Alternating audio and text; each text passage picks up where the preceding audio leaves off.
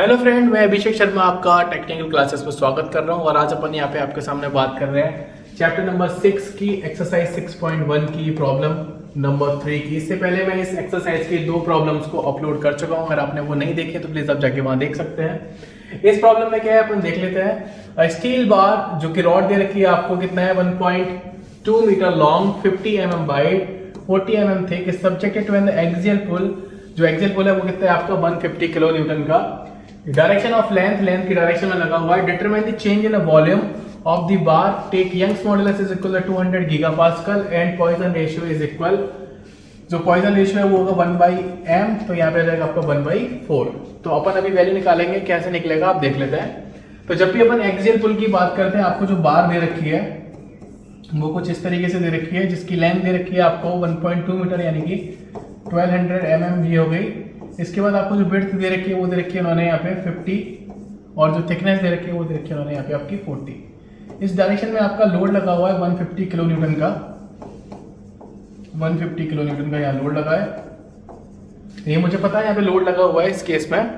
तो डायरेक्टली अपन निकालेंगे volumetric strain का फॉर्मूला होता है एक्सियल लोड के केस में, volumetric strain change in volume upon original volume is equal axial load upon cross sectional area Young's modulus 1 - 2 mu. तो ये मेरे पास फॉर्मूला है। तो इस फॉर्मूले के अंदर मेरे को वैल्यू पुट करनी है सिंपल।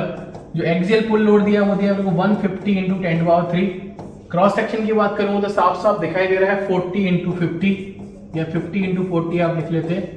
यंग्स मॉडुलस की बात करूंगा तो वो दे रखा है मुझे 200 गीगापास्कल, तो 200 × 10⁻³ हो गया।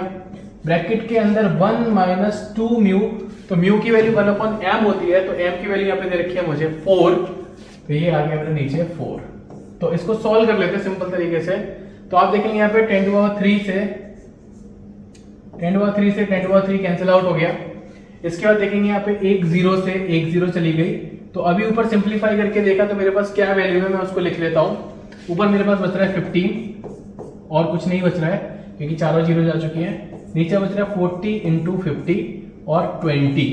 तो ब्रैकेट के अंदर मैं बात करूंगा तो 1/2 बचेगा, तो यहाँ पे 1/2 निकल के आएगा।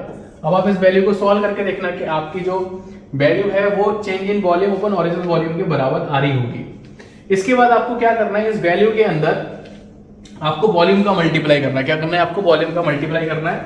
तो मैं इस डायरेक्शन में ले रहा हूं, यहाँ पे आपको समझ में भी आ जाएगा कि change in volume is equal, जो अभी आपकी वैल्यू निकली है वो कितनी निकली है आपकी 15/40 × 50 × 20, क्योंकि कैंसिल करने में आपको आसानी हो जाएगी, और डिवाइडेड बाई 2। तो ऊपर वॉल्यूम को मल्टीप्लाई करना है, तो वॉल्यूम कितना है आपका 1200 मल्टीप्लाई आपका कितना है 50 × 40।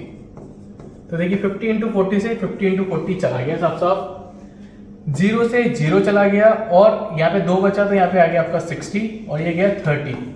तो ये आपका 30 × 15, तो ये आ गया आपका 450 mm³ is the right answer. तो ये यहाँ पे आपके सामने दे रखा है 450 mm³ is the right answer. अगर आपको वीडियो समझ में आई है तो प्लीज लाइक जरूर करना, शेयर जरूर करना। Thank you for watching guys, thank you.